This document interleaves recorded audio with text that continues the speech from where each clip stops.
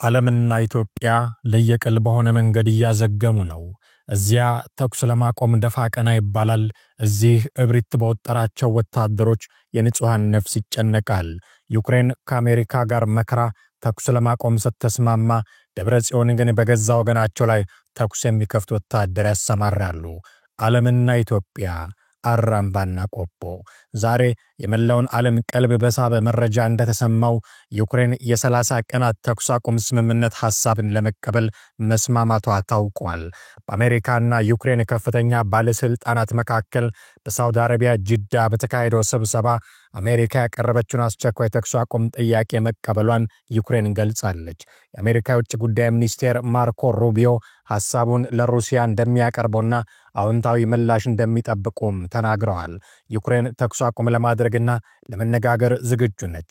ሩሲያ ይህ ሐሳብ ውድቅ የምታደርግ ከሆነ በሚያሳዝን ሁኔታ ሰላም ለማምጣት እንቅፋት የሆነው ምን እንደሆነ እናውቃለን ነው ያሉት። ኪየቭና ዋሽንግተን ስምምነት ላይ የደረሱት ዩክሬን በሞስኮ በፈጸመችው ከፍተኛ የድሮን ጥቃት 3 ሰዎች መገደላቸው ከተሰማ በኋላ ነው። ከድሮን ጥቃቱ በኋላ ሩሲያ ባወጣቸው መግለጫ ዩክሬን አሁንም ጦርነቱን ለማቆም ዲፕሎማሲያዊ መንገዶችን ለመጠቀም ዝግጁ አለመሆኗን አመላካች ነው ብላለች። የዩክሬኑ ፕሬዝዳንት ቮሎዲሚር ዜሌንስኪ በበኩላቸው ከዚህ በኋላ ይህን በጎ ሐሳብ ሩሲያ እንድትቀበለው ማግባባት የአሜሪካ ሥራ ነው ብለዋል። የትናንቱ የጂዳ ድርድር ባሳለፍነው ወር በዜሌንስኪና በአሜሪካ ፕሬዝዳንት ዶናልድ ትራምፕ መካከል በኦቫል ኦፊስ ውስጥ ከተፈጠረው ግለት የተሞላበት ንግግር በኋላ በሁለቱ ሀገራት መካከል የተደረገ የመጀመሪያው ይፋዊ ውይይት ነበረ። ሁነቱን ተከትሎ በኋላ ዋሽንግተን አቋርጠው የነበረውን ወታደራዊ ድጋፍና የደህንነት መረጃዎችን ማጋራት እንደምታስቀጥል ሁለቱ ሀገራት በጋራ በሰጡት ጋዜጣዊ መግለጫ ተናግረዋል። ከዚህ ባለፈም ሁለቱም ልዑካን ቡድኖች ጦርነቱን ለማስቆም በሚደረገው ድርድር ላይ የሚሳተፉ ልዑካን ቡድናቸውን ለመሰየም እና በአፋጣኝ ድርድሩ እንዲጀመርም ተስማምተዋል። ሩሲያ እስካሁን ለጊዜያዊ የተኩስ አቁም ጥያቄው በይፋ የሰጠችው ምላሽ የለም። ክሬምሊን በጉዳዩ ዙሪያ ከአሜሪካ ከሚደረግለት ማብራሪያ በኋላ የመንግስትን አቋም እንደሚያሳውቅ ይጠበቃል። ነገር ግን ኮንስታንቲን ኮሳቼቭ የተባሉ ተደማጭነት ያላቸው የሩሲያ ፓርላማ አባል ማንኛውም ስምምነት በአሜሪካ ሳይሆን በሩሲያ ፍላጎት ላይ የተመሰረተ ሊሆን ይገባል ብለዋል። የሰላም ስምምነትን ተግባራዊ ለማድረግ የሁለቱ ወገኖችን ፈቃደኝነት ይጠይቃል ያሉት ፕሬዝዳንት ዶናልድ ትራምፕ በበኩላቸው በተኩስ አቁም እቅዱ ዙሪያ በቅርቡ ከፕሬዝዳንት ፑቲን ጋር እንደሚነጋገሩና በጎ ምላሽ እንደሚጠብቁም ገልጸዋል። በተጨማሪም የተኩስ አቁሙ በመጪዎቹ ቀናት ለስምምነት እንደሚበቃና ወደ ተግባር እንደሚለወጥ ተስፋ እንደሚያደርጉም ተናግረዋል። ዓለም ይህን በርካታ ምስቅልቅል ሁኔታዎችን የፈጠረውን ጦርነት የሚያስቆም ስምምነትን ተስፋ ያደረገ ባለበት ሰዓት ግን ትግራይ ለሌላ አዲስ ጦርነት ማቆብቆብ መጀመሯ እነ ደብረጽዮን ገብረ ሚካኤልን ትዝብት ላይ ጥሏቸዋል። ለወራት የቆየው በህወሓት አመራሮች መካከል ያለው አለመግባባት ተባብሶ እንደቀጠለ ነው። ባለፉት ወራት በደብረጽዮን የሚመራው ወገን የጊዜያዊ አስተዳደሩን ስልጣን ለመቆጣጠር የተለያዩ እርምጃዎች ሲወስድ ቆይቷል። በአቶ ጌታቸው የሚመራው የክልሉ ጊዜያዊ አስተዳደርም ይህ ሙከራ በክልሉ አለመረጋጋት በማስፈን ያለውን ችግር እንደሚያባብስ በመግለጽ ቢያስጠነቅቅም ከጊዜ ወደ ጊዜ ግን ውጥረቱ እየተባባሰ ይገኛል። ባለፉት ቀናት በክልሉ ያሉት ታጣቂ ኃይሎች አመራሮች ድጋፍ እንዳለው የሚነገርለት የደብረጽዮን ቡድን በተለያዩ አካባቢዎች ያሉ የአስተዳደር ተቋማትን በኃይል የመቆጣጠር እንቅስቃሴ ላይ ነው። በዚህም መሰረት ይህ ዘገባ እስከተጠናቀረበት ሰዓት ድረስ በደብረጽዮን ገብረ ሚካኤል የሚመራው ህወሓት የሰወራቸው አመራሮች ይፋ ተደርገዋል። ታጋይ ኢንጂነር አምዶም ወልዱ የአዲጉደም ከንቲባ፣ ታጋይ አወት ተወልደ የአዲጉደም ምክትል ከንቲባ፣ መምህር ይርጋ ህሉፍ የህዝብ ግንኙነት፣ ታጋይ አባዲ የአዲጉደም ጸጥታ ኃላፊ ናቸው። እነዚህ አመራሮች አሁን የት እንዳሉ እንደማይታወቅ ነው መረጃዎች የሚጠቁሙት። በሌላ በኩል በጥይት ተመተው ሕክምና ላይ የሚገኙም አሉ። ዓለሙ ኃይለ ገብረ ሕይወት ቀጠና 1 አመራር፣ ሞገስ ኪዳኑ ወልዱ ቀጠና 1 አመራር፣ ወልዱ አባዲ ተስፋይ ቀጠና 2 አመራር፣ ሞገስ ካህሱ በረሃ ቀጠና 4 አመራር በጥይት ተመተው በሕክምና ላይ መሆናቸው ታውቋል። ይህ ሁኔታም በክልሉ ዳግም ግጭት ሊያስከትል ይችላል በሚል ነዋሪዎች ላይ ከባድ ስጋትን የፈጠረ ሲሆን አቅም ያላቸው ወደ አዲስ አበባና ወደ ሌሎች አካባቢዎች እያቀኑ መሆናቸውን ነዋሪዎች ገልጸዋል። በተለይ በአቶ ጌታቸው ረዳ የሚመራው አስተዳደር የትግራይ ኃይልን ከሚመሩት ወታደራዊ አዛዦች መካከል ዋነኛ የሚባሉትን 3 መኮንኖች ማገዱን ካስታወቀ በኋላ ውጥረቱ አይሏል። እስካሁን ድረስ የደብረ ጽዮንን እንቅስቃሴ መግታት ያልቻሉት አቶ ጌታቸው ረዳ የተለያዩ ወታደራዊ አዛዦችን ከሥራ ከማገድና መግለጫ ከመስጠት የዘለለ ነገር ማድረግ አልቻሉም። ድርጊቱ ከትግራይ ሕዝብና ፍላጎት ከፕሪቶሪያው ስምምነትም ተቃራኒ ነው ብለዋል አቶ ጌታቸው ረዳ። በአዲ ጉደምና በመቀሌ ከተማ ዙሪያ ንጹሃን ላይ በተከፈተ ተኩስ ጉዳት መድረሱንም አቶ ጌታቸው ረዳ አስታውቀዋል። በተወሰኑ የጦር አዛዦች የተወሰነ የተሳሳተ ውሳኔና ፍላጎትን በጉልበት በማስፈጸም የመንግስት መዋቅርን ለማፍረስ እየተደረገ ባለ ሙከራ ክልሉን አለመረጋጋት ውስጥ ከቶታል ያሉት ፕሬዝዳንቱ ይህንን የመንግስት መዋቅር ለማፍረስ የሚደረገውን ሙከራ በተቃወሙ ሰዎች ላይም ታጣቂዎች ተኩስ ከፍተዋል ሲሉ የትግራይ ጊዜያዊ አስተዳደር ፕሬዝዳንት አቶ ጌታቸው ረዳ በኤክስ ገጻቸው ላይ አስፍረዋል። ፕሬዝዳንቱ በአዲ ጉደም ከተማና በመቀሌ ከተማ ዙሪያ ድርጊቱን ለመቃወም በወጡ ንጹሃን ላይ በተከፈተ ተኩስ ጉዳት ደርሷልም ያሉ ሲሆን ድርጊቱ ህገወጡን የህወሓት ቡድን ወደ ስልጣን የመመለስ እቅድ አካል መሆኑንም አስታውቀዋል። ይህም ከትግራይ ህዝብ ፍላጎትና ከፕሪቶሪያው ስምምነት ተቃራኒ ነው ብለዋል አቶ ጌታቸው ረዳ። የደብረ ጽዮን ቡድን በዚህ አካሄዱ የሚገፋ ከሆነ የአቶ ጌታቸው ረዳ መጨረሻ ምን ሊሆን ይችላል በሚል ብዙዎች አስተያየት እየሰጡ ነው። ገሚሱ ሸሽተው እንዲያመልጡ ሲመክሯቸው፣ ገሚሱ ደግሞ ተጋፋጭነትን እየጋበዟቸው ነው። ከዚህ አልፎም አቶ ጌታቸው ረዳ እንደ ቱርኩ መሪ ራሳቸውን የሚከላከሉበትን መንገድ ይጠቁሟቸውም አሉ። ኤርዶጋንን ሁን ጌታቸው፣ እደግማለሁ፣ ኤርዶጋንን ሁን። ምንድነው ኤርዶጋን ማለት? ታስታውሳላችሁ? መፈንቅለ መንግስት ሊፈጽሙበት ሲመጡ ኤርዶጋን ምንድነው ያደረገው? ለህዝቡ ጥሪ ያቀረበ ለህዝቡ። ህዝቡ መጣና ሚሊቴሪው ላይ ቆመበት። ታንኩንም ምኑንም ትሄድና እንተያያለና ህዝብ አዳነው ኤርዶጋን። አዳነው ኤርዶጋን። ያ ሁሉ የተንጋጋ ሚሊቴሪ መፈንቅለ መንግስት ሊፈጽም መጥቶ ቆመ።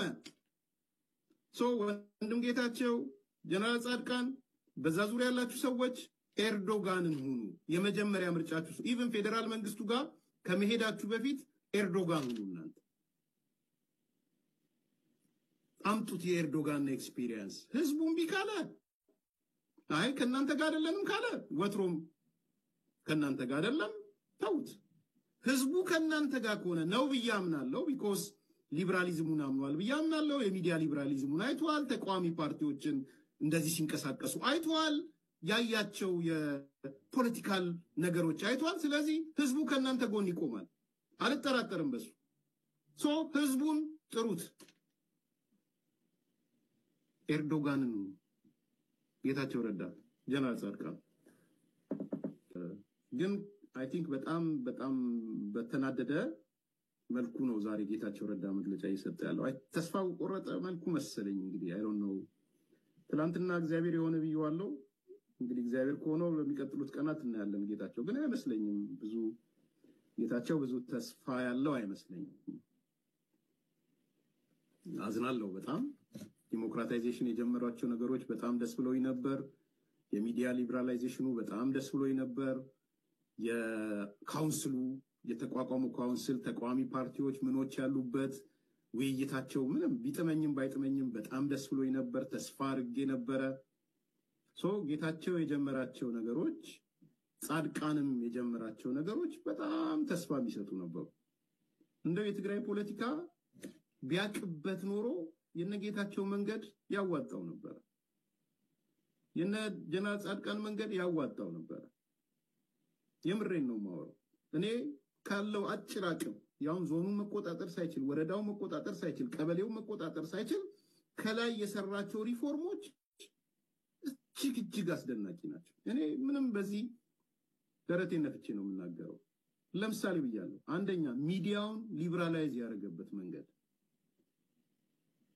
ኢትዮጵያ አዲስ አበባ ኤክስፒሪየንስ መውሰድ አለባት ከሱ አዲስ አበባ ልምድ መውሰድ አለባት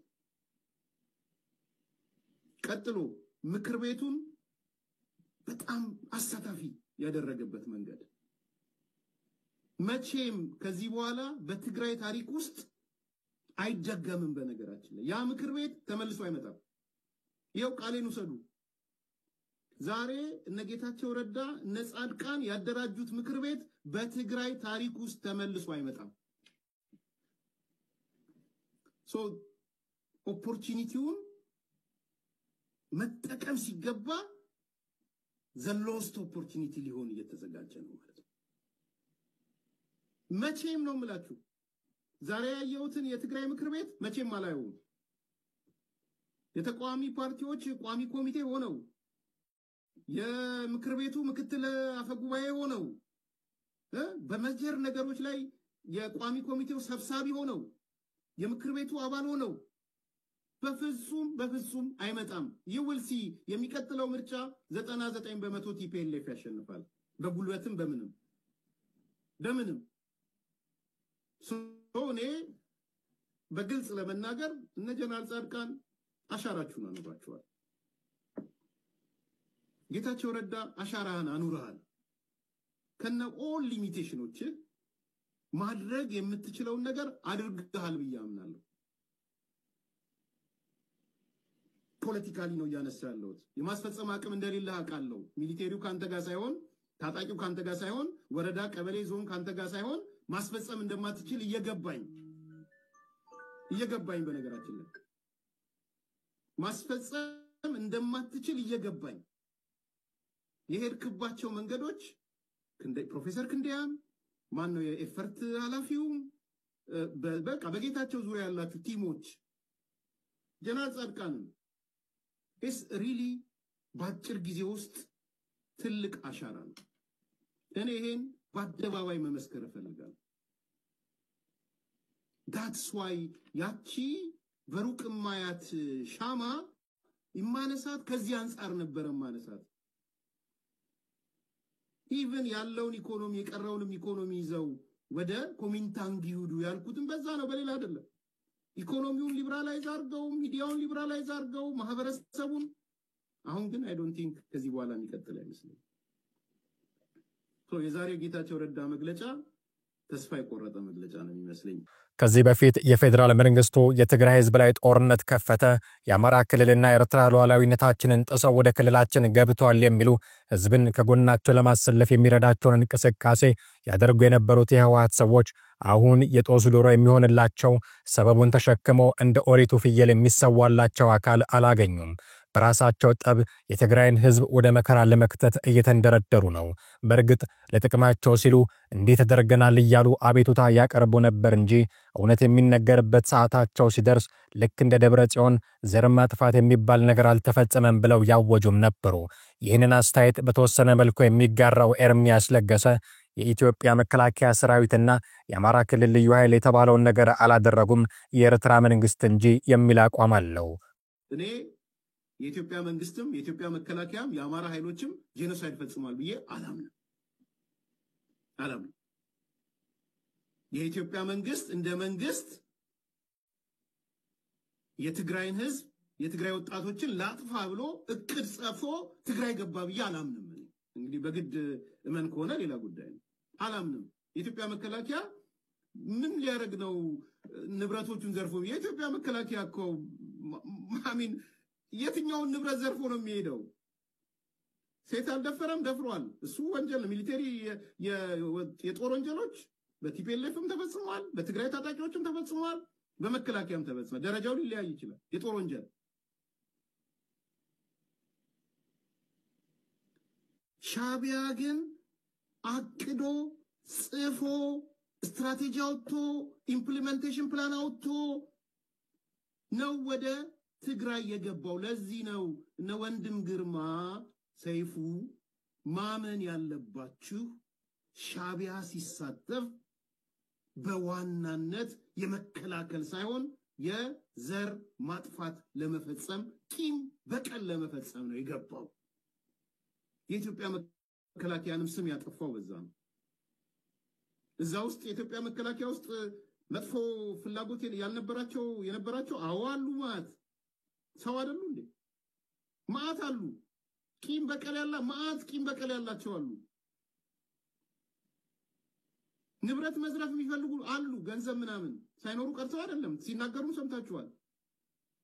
ከዛ አልፎ ግን እኔ ፐርሰናሊ የኢትዮጵያ መከላከያ ትግራይ ውስጥ ገብቼ ጄኖሳይድ ልፈጽም አለብዬ አላምንም። እናንተ የራሳችሁ አንዳንዶቻችሁ እኮ ጄኖሳይደር ምናምን የምትሉ ሄዳችሁ ከሻቢያ ጋር የተጣበቃችሁ ናችሁ፣ እናቃችኋለን። ስለናንተ አይደለም ማወራው፣ ግን እኔ ክሊር እንድትሆኑ የማወራው ፖለቲካሊ ማየውን ነው ማወራው። ፖለቲካሊ ሳይ ምናልባት ትርጉሙ ማታቁት ከሆነ አንድ አካል አቅዶ ጽፎ አልሞ ስትራቴጂ አውጥቶ ተናግሮት ሲገባ በዚህ ደረጃ የገባ የኢትዮጵያ መንግስት ካለ በእቅድ በምናምን የመንግስት እቅድ ከሆነ አውጡና ይሄ የመንግስት እቅድ ብላችሁ አውጡ።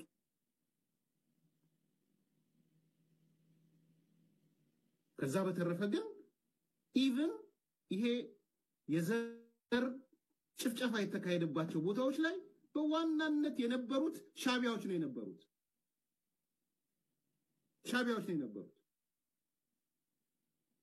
ሶ ኢኔብል አላደረጉም። ኢኔብል እኔ አሁንም ልንገራችሁ፣ ሻቢያን የሚያስገባ አካል ኢኔብለር ነው። ሶ ኢኔብለር በዛ ሌብል ይሰረጃል አይፈረጅም ልንከራከር እንችላለን። ሶ አሁንም እኔ ፋኖ የኦሮሞን ህዝብ ላጥፋ ብሎ እቅድ ያወጣል ብዬ አላስብም። ሻቢያን ካስገባ ፋኖ ግን ኢኔብለር ይሆናል። ታዲያ አሁን በራሳቸው ጠብ የተጠመዱት የህወሓት ሰዎች ጣታቸውን የሚቀስሩበትና ህዝብን የሚያነሳሱበት አካል በሌለበት ሁኔታ ወደ ግጭት ያስገባቸው ምንድነው የሚል ጥያቄም ከረጅም ጊዜ በፊት ሲነሳ የቆየ ነው። በርካቶች የጠቡ መነሻ የስልጣን ፍቅርን ሰበብ ያደርጉም እንደ ጸጋዬ አራርሶ ያሉ ሰዎች ግን ጉዳዩ ከስልጣን ሽሚያ ያለፈ ነው ባይ ናቸው። አንድም ልዩነት የላቸው። ቤሲካሊ የትግራይ ጉዳይ የፖለቲካ ልዩነትም አይደለም። አንዳንዶች የስልጣን ሸትጊያ ምን ስልጣን አለ ትግራይ ምን ስልጣን አለ የሚያጣላ ስልጣን እቺ አዲስ አበባ የተጠራራ የምትጨቃጨቅበት it's the most horrendous place to be in ምን የሚያኮራ ስልጣን አለውና ነው እዛ ጋር መሆን። በዚህ በመከራ የተሰቃየ ህዝብ የተራቆተ ህዝብ በዚህ ምን እንደሚናገርና ምን እንደሚያምን የማያውቅ የዱርዬ ስብስብ ጋር ብሪጅ ሆነ መስራት ይሄን ያህል ስልጣን ጥቅም ምናምን ያለው ነገር አይመስለኝም። እና ለዚህ ህዝብ ሰብአዊ እርዳታ እንዲደርስ የተፈናቀለ እንዲመለስ ግዛቱ እንዲመለስ እና ወደ ህገ መንግስታዊ ሳይንፖስቶች ወደ ዲሞክራሲያዊ የህዝብ አስተዳደር የምንመለስበት መንገድ የሚል የጋራ ነገራቸው ይሄ ነው። እዚህ ውስጥ የፖለቲካ ልዩነት አታይ፣ የአመለካከት ልዩነት አታይ። ምን ላይ ነው የሚለያዩት? ከአብይ ጋር የሚካሄደው አካሄድ እንዴት ይካሄድ? ምን አይነት ግንኙነት ይኖር? ምን አይነት ርቀት ይኖር? ጌታቸው ከአብይ ጋር በምን ያህል ርቀት ላይ ይቆም? በምን ያህል ተቀራረብ ይቀራረብ? ደብረጽዮን ከአብይ ጋር በምን ያህል ይቀራረብ? በምን ያህል ይራቅ? ደብረጽዮንና ኤርትራ ወይም ደግሞ ጌታቸውና ኤርትራ በምን አይነት ርቀት ላይ ይቆሙ? የዓለም አቀፍ መንግስት ተቋማትና የትግራይ አመራር በዚህ ነው የሚለያዩ። ይሄ ደግሞ መሰረታዊ ፕሪቶሪያ ስምምነት ዙሪያ ላይ ያለ የስልቶች ልዩነት ነው። እኔ የተለያየ ስልት መኖሩ እንዲያውም ሪሶርስ ፉልነታቸውን ነው የሚያሳየው። እንኳንም እንደዚህ አይነት መሳ ለመሳ የሚሄዱ የተለያዩ አመለካከቶች ኖሩ። ምክንያቱም የሁለቱ ፍትጊያ በተሻለ ፍጥነትና በተሻለ ጥልቀት በተቻለ መጠን ከፕሪቶሪያ ውል የሚያገኙትን ድል የሚያገኙትን ለህዝባቸው የሚያስጥሉትን ትርፍ ለማስጣል ይጠቅማቸዋል። ዲሞክራሲያዊ ስርዓት እንዳይኖር ዲሞክራሲያዊ መንግስት ሰስፔንድ በማድረጉ ነው እንጂ የፕሪቶሪያ አግሪመንት እሱ ጋር ነው ስህተቱ። ያቱም በዲሞክራሲያዊ አግባብ የተመረጠ መንግስት ነበር የፕሪቶሪያ መንግስት። ኦኬ የትግራይ መንግስት የሽግግር መንግስት ይቋቋም ሲባል ወይም የጊዜያዊ መንግስት መቋቋም የነበረበት በኢትዮጵያ ደረጃ ነው እንጂ በትግራይ አይደለም።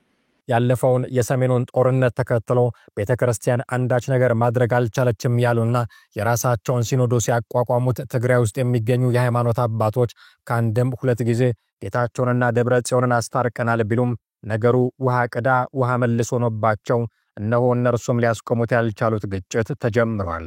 ይልቅስ የራሳቸውን ሃይማኖታዊ ደሴት ሰርተው አገረ ትግራይ እያሉ ሲጸልዩ የሚውሉት ጳጳሳት ሊናገሩ የፈሩትን ፓትርያርክ አቡነ ማትያስ ነበሩ በድፍረት የተናገሩት። እየተከተላችሁት ያለው መንገድ የተገኘውን ሰላም የሚያደፈርስ አገርንና ሕዝብን ለከባድ ቀውስ የሚያጋልጥ ነው ብለው ነበር አቡነ ማትያስ።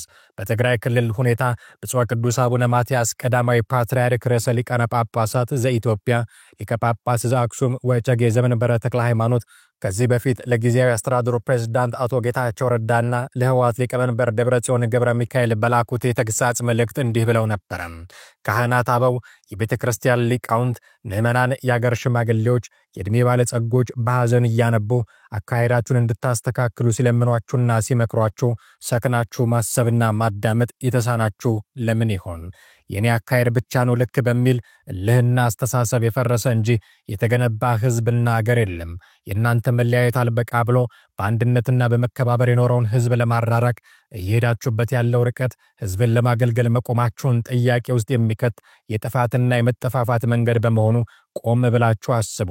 ይህ ሳይሆን ከቀረ እየተከተላችሁት ያለው መንገድ የተገኘውንም ሰላም የሚያደፈርስ አገርንና ህዝብን ለከባድ ቀውስ የሚያጋልጥ ነው። ስለሆነም ህዝባችሁ የሚሰጣችሁን ምክርና ተግሳጽ ተቀብላችሁ በስክነትና በማስተዋል የህዝባችሁን ጥያቄ እንድትመልሱ አደራ እንላለን። የተፈጠረው የሐሳብ አለመጣጣም ለመፍታት ከአቅም በላይ አይደለም። ችግራቸውን በጥበብና በሰለጠነ አሰራር በመፍታት ጅምር ሰላሙን በማጽናት ህዝባችሁንና አገራችሁን በልማት ለመካስ ከልብ እንድትተጉ የአባትነት ምክራችንን እናስተላልፋለን ብለው ነበር አቡነ ማትያስ። ይህን ምክር ለመስማት የተዘጋጀ ጆሮ ያልነበራቸው የጦር አለቆች ግን የመጀመሪያውን ቃታ ስበው የተፈራውን ግጭት ጀምረውታል።